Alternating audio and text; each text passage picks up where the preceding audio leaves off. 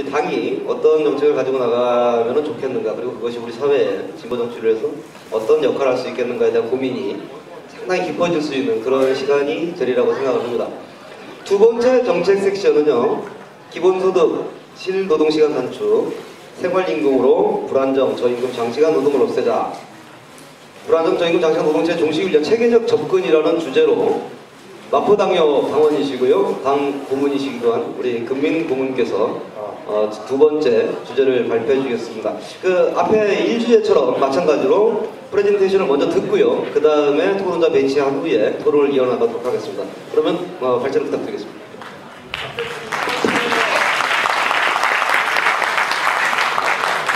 네, 안녕하십니까. 길게 와서 죄송합니다. 금민입니다. 제가 오늘 맡은 주제는 한편으로는 기본소득에 대한 정책이고요. 다른 한편으로는 불안정 저임금 장시간 노동체제를 어떻게 없앨 건가 하는 문제입니다. 기본소득에 대한 굉장히 많은 대안들이 있는데요. 여러 가지 모델들이 있습니다. 그런데 저는 그 중에서도 노동체제에 대해서 영향을 미칠 수 있고 노동체제에서 구체적인 변화를 끌어낼 수 있는 모델이 뭔가를 고민을 좀 했습니다.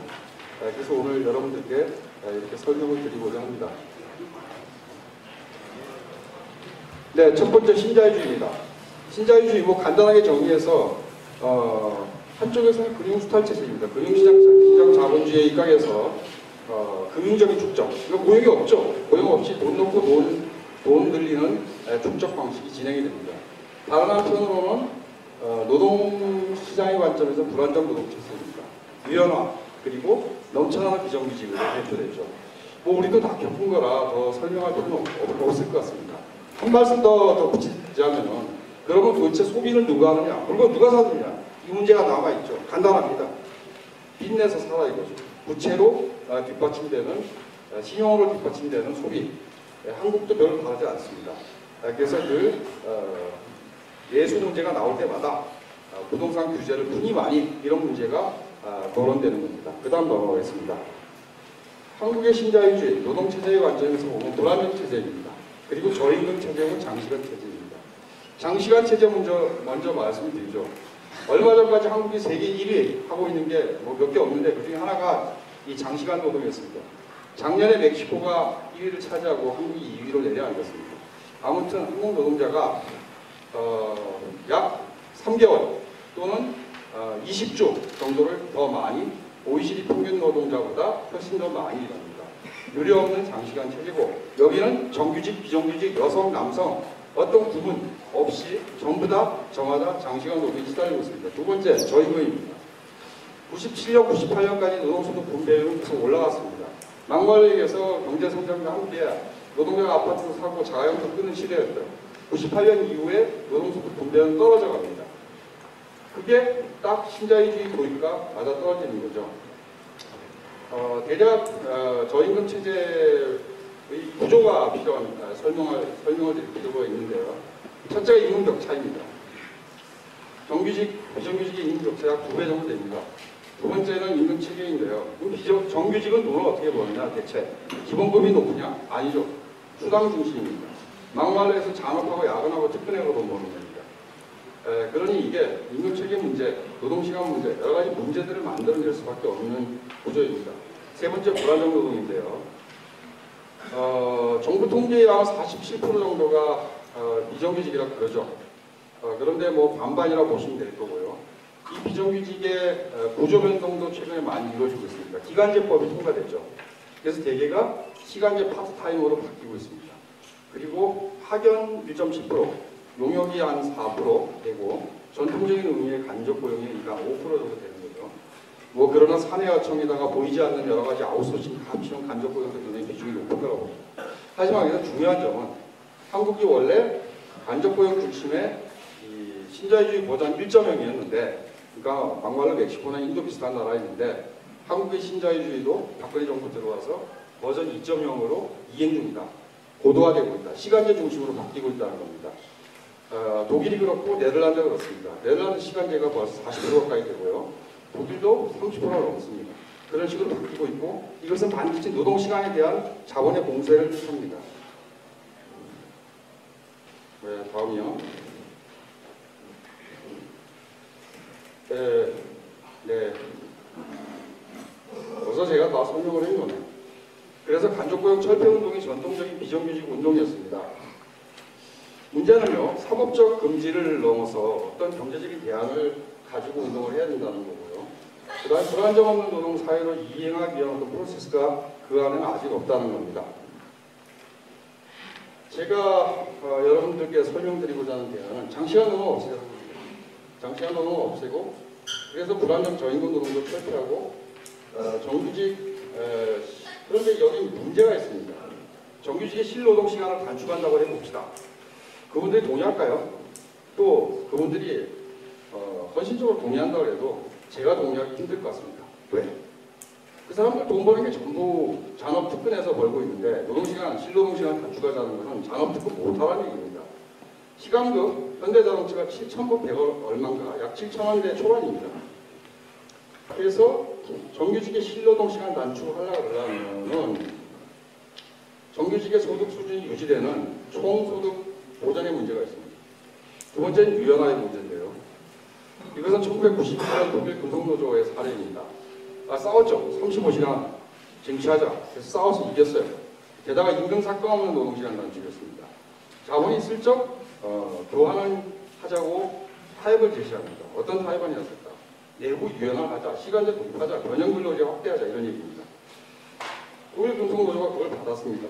임금 삭감은 없고 사실상 노동시간만 단축되니까 임금이 올라가는 효과가 있는데 다시 변형 근로제 조금 도입하는 게 무슨 큰 효과가 있을까? 그 결과 오늘날 독일이 완전히 신자유주의 불안정 노동체제를 이행한 겁니다. 제 주장은 불안정 노동이 증대되는 노동시간 단축은 안 된다는 겁니다. 네, 노동시간 단축을 하려고 그러려면 당장의 한국의 임금체계부터 바꿔야 됩니다. 수당 중심의 임금체계 바꿔야 되고 최근에 통상임금 판결 이후에 여러 가지 변형 자본의 변형적인 공체들이 시작이 되었습니다. 임금 피크제라든지 또는 정기상임금 자체를 갖다가 통상임금에서 빼자는 시도라든지 여러 가지가 있죠. 여기에 맞서서 임금체계를 기본급 중심으로 개편하고 시간당 임금을 획기적으로 인상할 필요가 있습니다. 그 다음에 정규직 노동시간 단축에 따른 문제점이 또 있는데요. 경제구조 및 고용구조 문제를 주시를 해야 됩니다. 일단 대개의 고용이 중소기업들이 담당하고 있습니다. 임금 삭감 없는 노동시간 단축을 중소기업 보고 하라 그럴 때 되게 못할 가능성이 많습니다. 두 번째는 노동시간 단축이 고용의 축소, 즉 실업으로 이어져서는 안 된다는 거겠죠. 그래서 개별 기업 부담이 아닌 전체 사회가 한꺼번에 해결하는 방식이 필요하다는 게 제 주장입니다. 잘 안 넘어가네요. 네, 그래서 먼저 임금 체계부터 바꾸고 어떻게 바꾸느냐. 시간당 임금과 최저임금 획기적 인상이 필요하다는 거고요.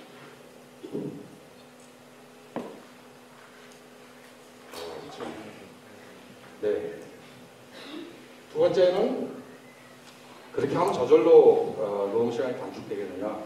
노동시간이 단축이 되고 정규직 고용이 늘고 비정규 불안정 노동의 비중이 줄고 그런 경제적 운동이 되느냐. 저는 안 될 거라고 봅니다. 왜?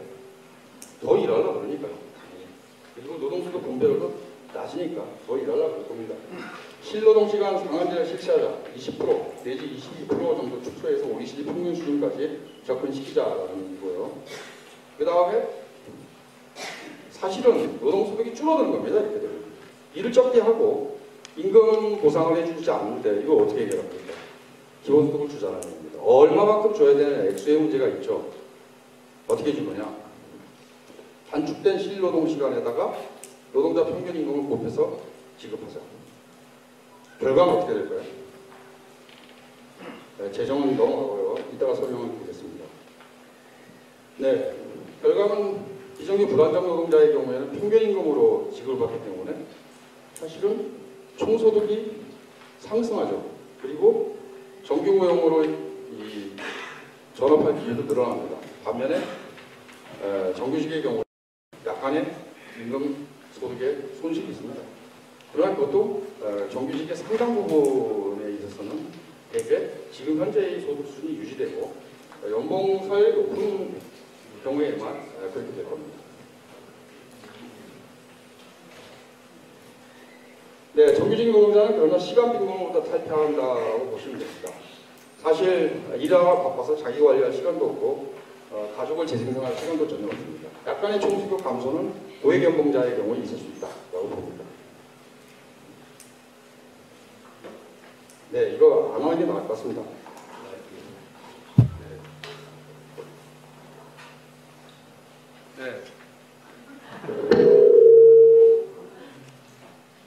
네, 그래서 대략 계산을 해보면은 OECD 평균까지 노동시간을 단축하려고 그러면은 사실은 22시간 이상 단축을 해야 됩니다. 그러나 그리고 거기에 평균임금을 주려고 하면 40몇만 원 정도 필요합니다.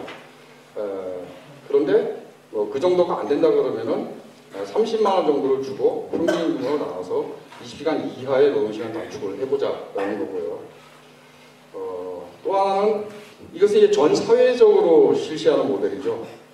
쉽게 얘기해서 알바부터 시작해서 현대자동차 정규직까지 노동시간이 다 줄어드는 겁니다. 노동시간 단축 효과는 확실합니다. 또 생태적 전환의 효과도 확실합니다. 일 적게 하니까요. 일 적게 하니까 생산물도 줄어들고 저소비 사회도 되고 그러겠죠. 그러나 지금 현재 필요로 하는 효과들, 예를 들어 소득 불평등 해소라든지 불안정 노동 비중의 축소라든지 여러 가지 긴급한 사회적 효과들은 조금 적을 수 있습니다. 장시간에 걸쳐서는 똑같이 일어날 수 있는데 당장 효과는 적을 수 있습니다. 그래서 다른 동태적인 모델을 자료집에 나와 있으니까 좀 보시면 되겠습니다. 동태적 모델을 생각해 볼 필요가 있는데요.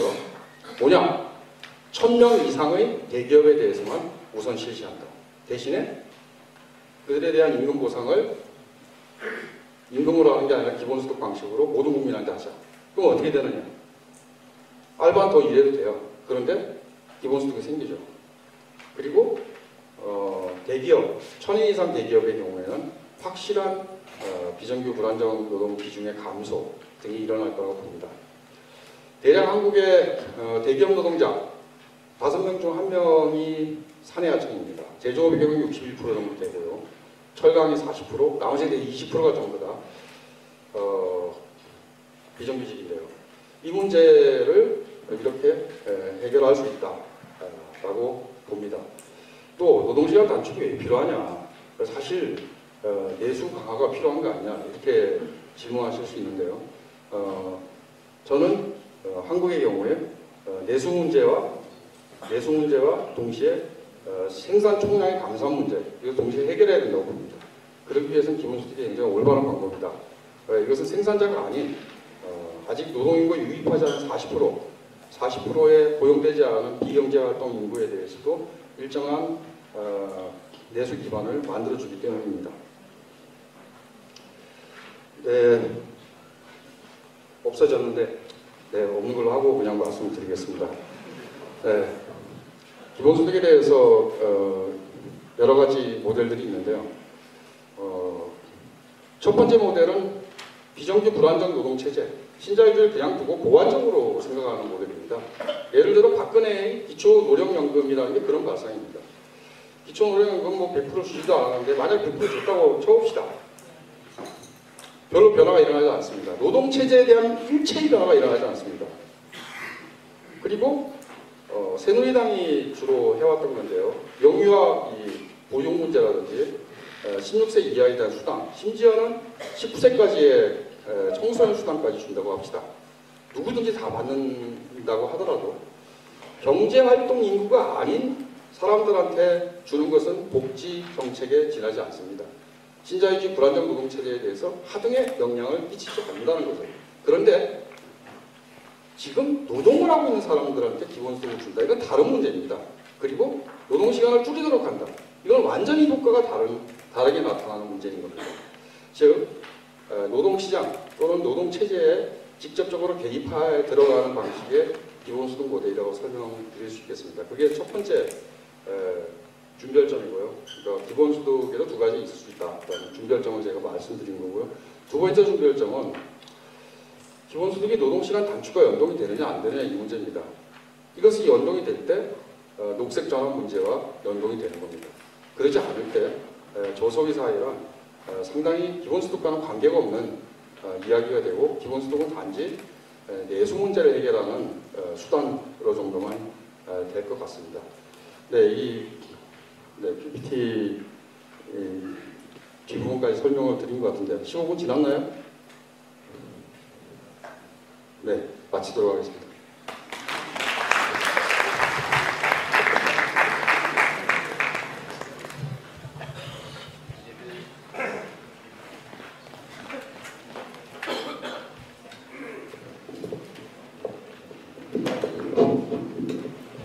예, 참 좀 오래 이야기를 듣고 이렇게 설명을 좀 많이 들었으면 참 좋겠는데 워낙 이제 시간이라는 것에 촉박하다 보니까 제가 충분히 시간을 못 드려서 정말 죄송합니다. 많이 양해를 좀 해주시기 바라고요. 예, 아주 시간을 딱 맞춰서 지금 정리를 해주셔서 이후 진행은 조금 제가 좀 수월할 것 같습니다. 발제 잘 들었습니다. 굉장히 흥미로운 주제고 앞에 1주제와 또 많이 연관이 되면서 어떻게 보면은 앞에 주제는 이제 노동이 끝난 이후의 삶을 어떻게 할 것인가에 대한 문제였다면 지금 말씀하신 것은 마치 이제 노동 자체를 어떻게 우리가 변화시킬 것인가라는 그런 주제였던 것 같습니다. 사실 두 가지 문제는 다 연결이 되죠. 어차피 지금 이제 58년 개띠들이 다 은퇴하는 그런 시기에 그분들이 그냥 연금만 받아서 사시는 게 아니라 경제생활을 또 계속 하시려는 어떤 그런 부분들이 있어서 아마 다 이어지는 것 같은데요. 발제해주신 그 내용에 대해서 우리 장석준 부대표께서 또 진지하게 좀 토론을 하시면서 몇 가지 좀 얘기를 해주셨으면 합니다. 토론을 진행해 주시기 바랍니다.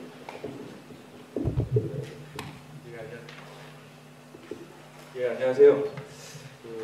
시간이 제약됐으니까 바로 토론으로 들어가겠습니다. 아까 1섹션 할 때도 그 사회자께서 우호적 토론자들로 채워져 있다고 얘기를 했는데 뭔가 좀 격렬한 토론이 되려면 사실 지금 사회 보시는 유현식 정책위 의장이 토론을 하셔야 기본소득을 원천적으로 부정하는 문제에서 치열한 토론이 될 것 같은데 네, 그럴까요? 제가 토론 준비를 안 했기 때문에 오늘은 그냥 이렇게 진행하도록 하겠습니다. 그 사회를 보시고 그러면 토론을 하시면 네, 제가 말씀드리고 좀 그 반박의 농도로 혹은 이렇게 토론해볼 농도 부족한 부분이 있다 싶으면은 플로어에 계신 당원 여러분들께서도 말씀하실 수 있으니까. 네. 일단 제 생각을 좀 말씀을 드리면요. 일단 제가 보기에 우리가 굉장히 좀 장기적이고 궁극적인 목표로 자본주의 아닌 어떤 세상을 그려본다면은 제 생각에는 기본소득이 없는 어떤 자본주의 아닌 세상보다는 기본소득이 있는 자본주의 아닌 어떤 세상이 더 합리적이라고 생각합니다. 그런 점에서 저는 기본소득에 대해서 찬성하는 입장이고요. 여기에 대해서는 상당히 우리가 일생에 걸쳐서 논의해야 될 그런 주제인 것 같아요. 일단 저는 그런 입장에서 출발한다는 것만 말씀을 드려야 될 것 같고요. 좀 더 수준을 내려와서 우리가 그것보다는 좀 생각할 수 있는 좀 더 손에 잡히는 시간 지평 속에서 추구해야 될 목표로서 지금 금민 고문님께서 이 모델을 제시했는데 이 모델에 대해서도 저는 찬성합니다.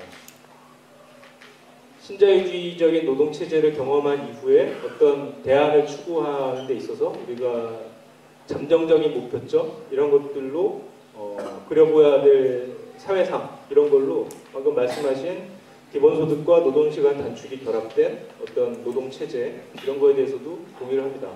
그리고 이 논의가 의미가 있다고 생각하는 게 한국에서는 이제 기본소득 제도가 자꾸 복지 모델의 한 유형 중에 하나를 이제 선택하는 것으로 그런 문제가 얘기가 되고 있는데 실제 우파가 아니라 좌파에서 기본소득이 제출됐을 때 가장 기본적인 의의는 복지제도의 연장선이라기보다는 오히려 더 근본적으로 자본주의적인 임금 노동체제 이것을 막스식으로 철폐하는 건 아니지만 어떻게 하면 부분적으로 해체할 것인가 이 문제의식에서 처음 발단이 된 것인데 한국 사회에서는 지나치게 이런 부분들이 같이 논의가 안 됐었고요. 서유럽 같은 경우는 워낙 기존 자본주의적 임금 노동 체제에 기반을 하면서도 복지제도가 일정하게 갖춰졌죠. 그렇기 때문에 기본소득 논의가 복지제도 논의로 될 수밖에 없는 부분이 있습니다. 일종의 경로 이전성이죠. 그런 임금 노동의 기반을 둔 복지제도가 굉장히 그들 나름대로는 합리적으로 발달됐기 때문에 그 상황에서 기본소득을 논의하는 게 기존 복지제도의 어떤 이점들을 얘기하면서 새로운 복지제도를 이렇게 얘기를 하는 게 그들 역사 속에서는 쭉 의미가 있는 것인데, 우리 같은 경우는 복지제도 자체가 일천한 상황에서 이제 이 논의가 되다 보니까 애초에 임금 노동 체제 자체를 뜯어 고쳐야 된다라는 그런 사람들의 소득에 있어서 임금이 차지하는 비중, 노동과 연동된 소득이 차지하는 비중을 줄여야 된다는 그런 애초의 고민들이 좀 사상된 상태에서 굉장히 이상주의적 복지제도와 현실주의적 복지제도들 중에 어떤 걸 선택할 것인가의 문제로 자꾸 논의가 치환됐던 것이 문제라고 생각하는데, 오늘 이 모델 같은 경우 그런 논의에 일정한 왜곡을 교정해 줄 수 있는 중요하고 의미가 있는 그런 논의라고 생각하고 동의를 합니다. 여기까지는 이제 찬성하는 입장에서 말씀드린 거고요. 그래도 제가 토론자로서 여기 나왔기 때문에 일정하게 토론을 위해서 논점들을 제기할 필요가 있겠는데, 이 논점들은 조금 더 추상 수준을 더 내려가서 그런 모델로 나아가기 위한 정치가 필요하겠죠. 지금 당장부터 시작해야 될 정치. 근데 바로 그 측면에서는 좀 많은 부분들이, 물론 이 글만 해당되는 게 아니라 우리들의 논의가 좀 부족한 거 아닌가, 그거 몇 가지 점들을 제기를 하고 싶습니다.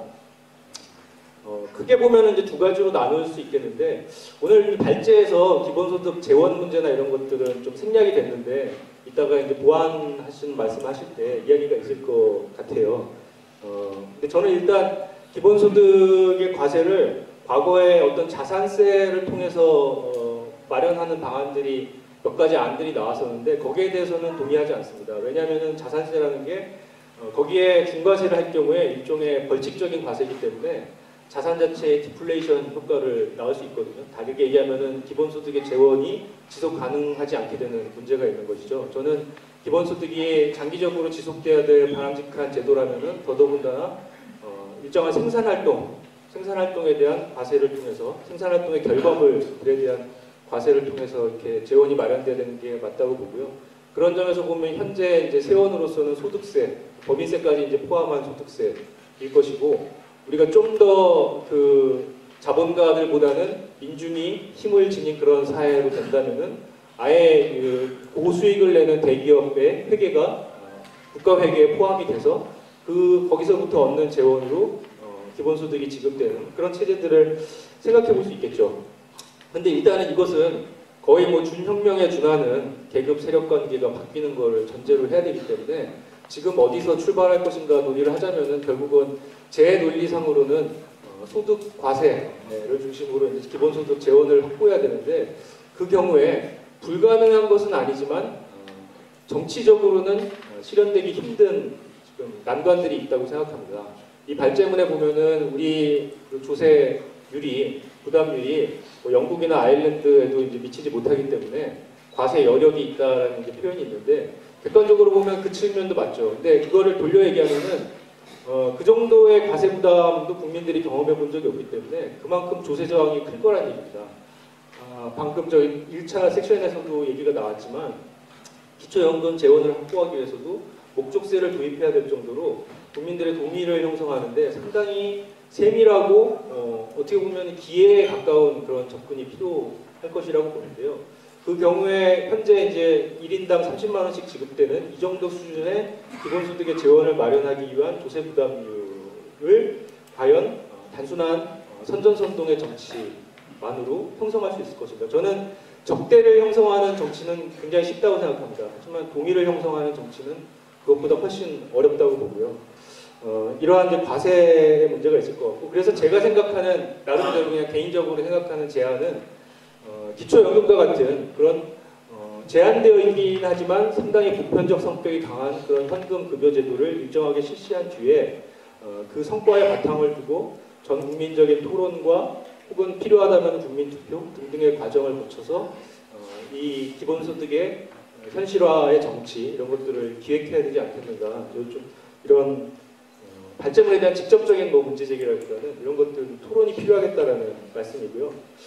그리고 논점 하나만 더 말씀을 드리면은, 기본소득 제도가 워낙 급진적인 제도이기 때문에 이게 뭐 점진적이고 부분적인 제도가 아니라 근본적이고 급진적인 제도이기 때문에 생기는 문제가 있다고 생각합니다.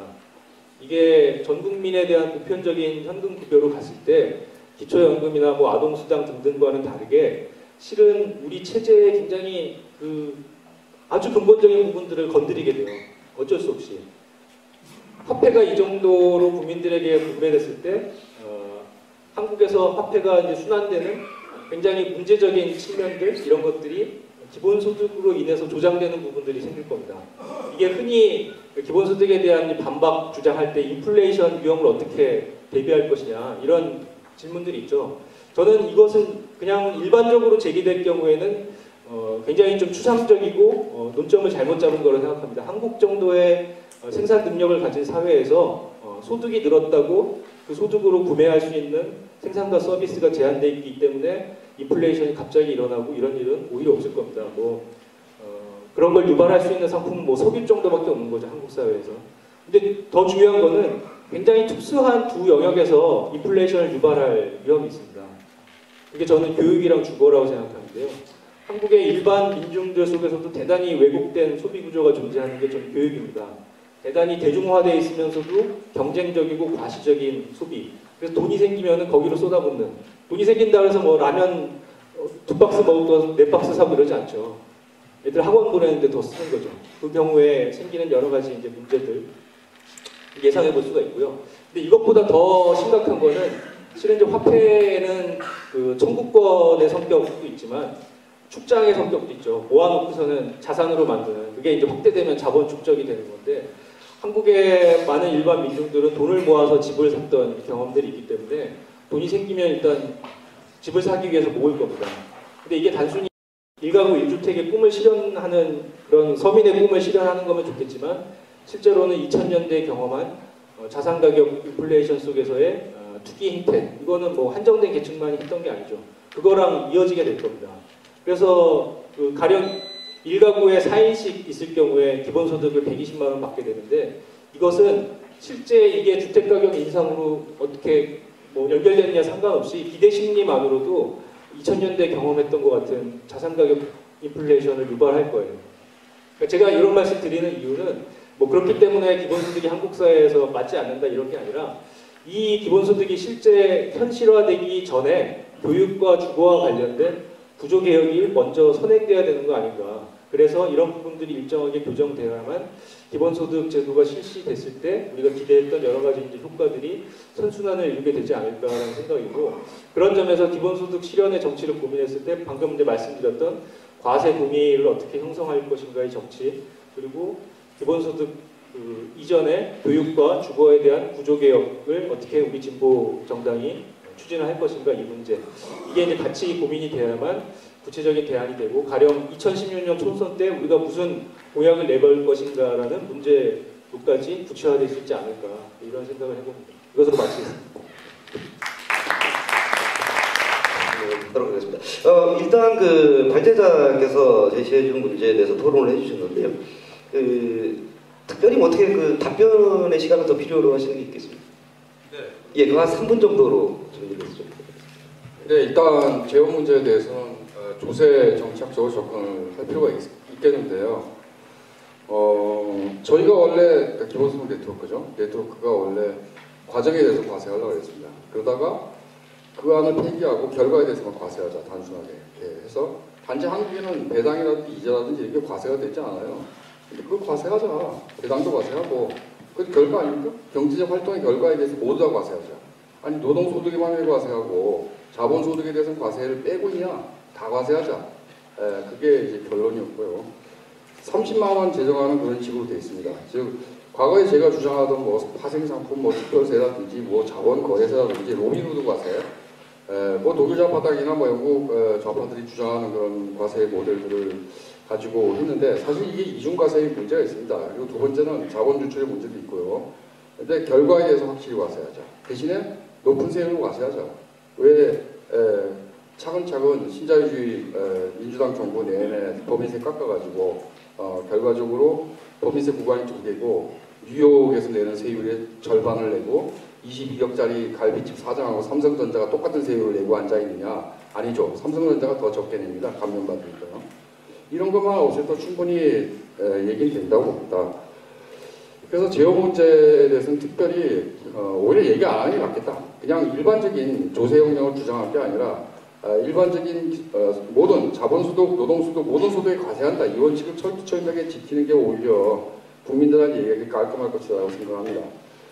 그런데 이렇게 제어 문제를 갖고 되니 안 되니 실현 가능성이 있니 없니 하는 식으로 저는 기본소득을 접근해가는 일부의 이제 학자들에 대해서 매우 우려를 갖고 있습니다. 왜 그러냐? 사실 의제를 가지고 개입해 들어가면서 기본소득을 얘기해야 된다고 봅니다. 박근혜 정부가 하는 게 뭡니까? 시간제 확대하는 거 아닙니까? 노동시간 공세를 하고 있습니다. 지금. 그리고 통상임금 판결 이후에 노동시간 계약을 통해 가지고 실제 노동소득 분배율, 변변치 않은 분배율을 더 떨어뜨리려고 하는 건데 그런 문제에 대해서 대안을 가지고 개입해야 되는데 방어적 투쟁에만 노동이 급급하고 있는 겁니다. 방어적 투쟁은 뭐가 됩니까? 제자리 지키기, 집 밖으로 지키기 투쟁으로 국민들한테 보이니까 정규직 노동운동이 고립돼가지고 전부 외면받고 있는 거 아닙니까? 노동이란 말을 쓰기가 부끄러운 세상이 된 거 아닙니까? 그 말을 우리가 찾아와야 되는 거 아닙니까? 그러려면 대안이 있어야 되고 제어 문제나 이런 세밀한 설계가 아니라 굵직한 대안을 가지고 노동 문제에 대해서 개입해 들어가자. 이게 제가 오늘 발제한 것의 핵심입니다. 교육과 주거 문제는 말씀하신 것처럼 따로 해결해야 됩니다. 그런 상황에서는 기본소득 아니라 기본소득 해르비를 해도 마찬가지일 거라 봅니다. 그런데 아무튼 공교육 체계 먼저 해야 될 거고요. 주거 문제도 해결해야 되고 그런 거겠죠.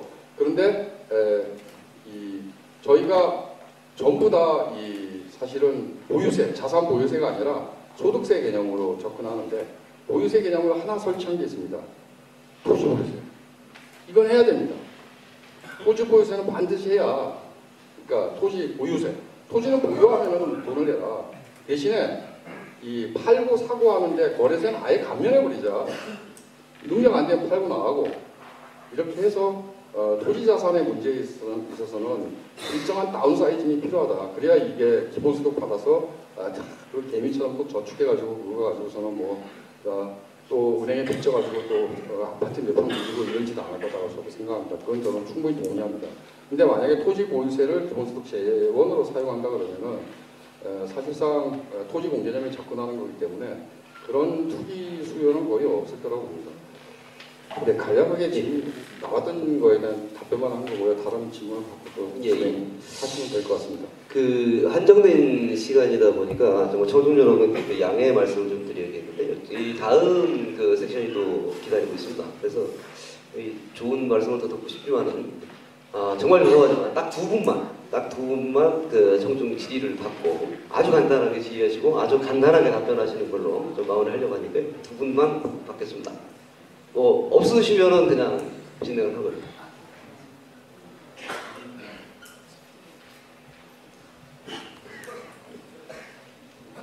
예, 한 분 더 없으십니까? 예, 저쪽에 한 분. 예, 두 분 질의를 받고 먼저 저 뒤쪽에 마이크 좀 전해주십시오.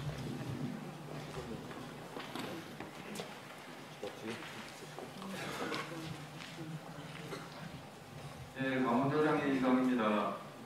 첫 번째 질문할 건 뭐냐면은 조세 재원 조달 부분들에 가지고 새로운 이제 소득세 부분들하고 토지 보유세 부분들, 그러니까 지금 기준 법인세가 계속 감안해 왔던 부분들을 원래대로 환원하고 더 이상 그걸 선진국 수준으로 도입하겠다 그런 부분들인데, 그리고 소득세 부분들 여기에서 그 조세 제한에 대한 부분들을 어떻게 설득할 수 있는지 부분들. 지금까지 이제 우리나라도 보면은 과거 왕조가 바뀔 때마다 항상 제기했던 문제가 수치체제 문제, 즉 세금 문제의 기력을 얘기하면서 새로운 왕조가 집권을 했습니다. 그리고 지금 현대 와서도 이 조세 문제에 대해 세금에 대한 문제는 가장 사람들이 민감하게 받아들이는 문제인데 이런 부분들하고요. 그리고 노동시간 단축을 통해서 쉽게 말해서 9시에 출근해서 6시 혹은 5시에 퇴근하고 나머지 여가 시간 통해 가지고 소위 말해서 노동시간 이외의 시간들 여가의 시간을 늘려가지고 노동의 삶의 질을 확대하자는 부분들인데 30만 원의 보상 그리고 이제 노동시간 단축으로 인해 가지고 실제 임금은 그대로 받게 되지만 그 이외의 시간에 글쎄요, 저도 지금 직장을 다니고 있지만은 그런 시간들이 보장이 된다면 오히려 투잡을 뛸 생각을 하지 오히려 그 시간을 여가로 활용할 생각은 안 할 것 같습니다. 왜 그러냐면 현재 우리나라 사회가 그만큼 노후 부분들이나 사회 보장이 안 돼 있기 때문에 기존 벌 수 있는 돈에다 더 벌 수 있는 시간이 확보됐으니까 일할 수 있는 노동할 수 있는 나이대 더 많이 벌려고 하지 그런 부분에 대해서 어떻게 생각하는지 궁금합니다. 예, 그 질문을 마저 듣고 그리고 진행하도록 주변에 마이크 좀 공유해 주십시오.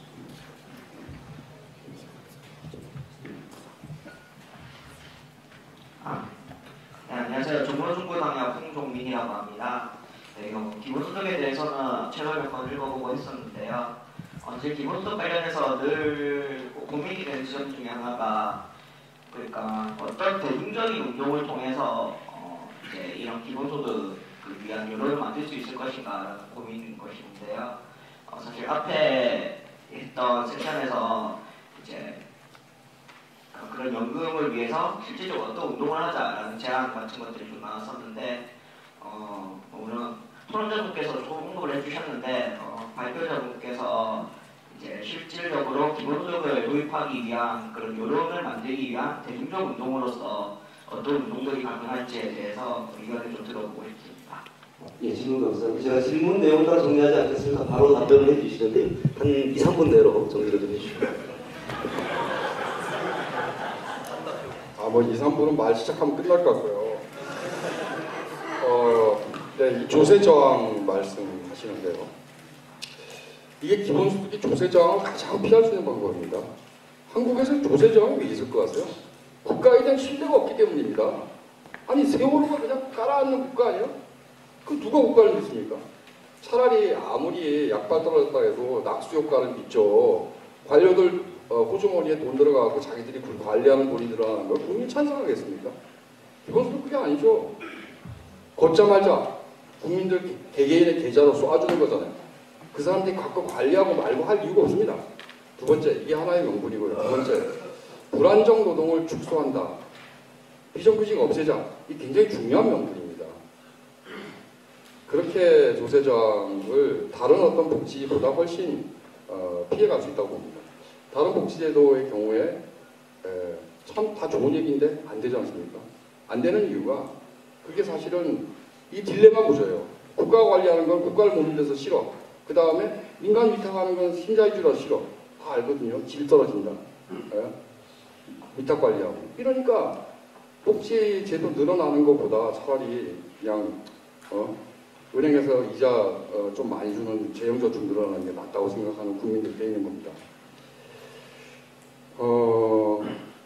기본소득, 노동시간 단축 효과는요, 물론 뭐, 손학규 전 정치인이 얘기하는 그런 저녁 있는 사람도 중요하겠죠. 그러나 제가 보는 효과는 그것이 아닙니다. 그건 사실, 아니, 누굴 수도 있고, 자기 관리를 할 수도 있고, 투잡을 뛰거나 그걸 어떻게 합니까? 그 사람 알아서 할 일이죠. 그걸 누가 이래나 저래나 말할 수도 없고, 효과에 들어갈 수 있는 문제도 아니라고 봅니다. 가장 중요한 효과는요, 정규 고용의 기회가 늘어난다는 겁니다. 불안정 노동의 비중이 줄어든다는 거예요. 비정규직이 줄어든다는 거예요. 이것만큼 중요한 효과가 있습니까? 그리고 두 번째는 박근혜 정부가 그렇게 고용률 늘리려고 그러잖아요. 60% 뭐 달성 어쩌고 하는데 안 되죠. 그래서 되다 안 되다가 냉대가 독일식 모델 아닙니까? 독일의 16시간 이하로 일하는 노동자가 560만이 넘습니다. 그 사람들 사실상 한 달에 160만 원, 170만 원 벌어요. 우리나라 돈은 큰 돈 같지만 그 돈에는 진짜 그날 먹고 살기 힘든 돈인데 그런 사회로 갈 거냐 아니냐 이런 선택의 길목이 있는 거 아닙니까? 결국에 노동시간 단축 효과는 삶의 질의 문제로 설명해야 되는 게 아니라 비정규직 없애자! 이걸로 설명해야 되는 겁니다. 정규직 노동시간 줄이고 고용 확대하고 그리고 간접고용 원천 금지하고 비정규직 없애자 이렇게 얘기하면 되는 겁니다. 이 모델을 우리 가지고 있다라고 얘기하면 되는 겁니다. 대중적 운동을 전개해야 되겠죠. 뭐 실업자가 운동하겠습니까? 유럽의 기본소득 운동은 주로 실업자들이 먼저 시작했는데 한국의 실업자들은 거의 일본화돼서 히치코모리가 되고 집구석에 숨어 있잖아요. 결국은 불안정 노동자가 운동해야 된다. 비정규직 운동을 해야 된다. 근데 비정규직이 하는 운동이 나 직장에 정규직 만들어 주세요라는 운동밖에 없는 게 아닙니까 지금? 그걸 넘어선 비정규직 없는 세상에 대한 총체적 운동을 전개하고 이 어떤 접근법을 제시를 하고 체계적으로 싸워야죠. 결국에 저는 노동자가 기본소득 운동을 하지 않는 이상은 기본소득 운동이라 그냥 한갓 저같이 이런 공부 좀 한 사람의 잡담거리로 끝날 거라고 봅니다. 그리고 일자리 없는 청년들 나서야죠. 그래야 당사자 운동이 이게 될 수가 있고 그래야 성공할 수 있을 거라고 봅니다. 의제 운동이요. 부분적으로 조금씩 부분 복지를 만들어 간다. 그건 지자체에서 뭘 좀 해본다. 이런 거 가지고서는 운동으로 성공하기는 힘들 거라고 봅니다. 그런 방식으로 기본소득이 만들어질 수 있어요. 아무리 운동해봐야 뭐 민중운동이 힘이 셉니까? 결국은 그렇게 하다 보면 기성 제도권 정당이 안 되겠구나, 좀 우리도 만들어줘야 되겠구나 하고 부분 기본소득, 노인 기본소득 100% 하겠다, 뭐 청소년 기본소득까지 하겠다, 뭐 이럴 수는 있겠죠. 그러나 운동을 수립하기 위해서 당사자, 그것은 청년, 그리고 비정규직, 불안정 노동자 이분들이라고 봅니다.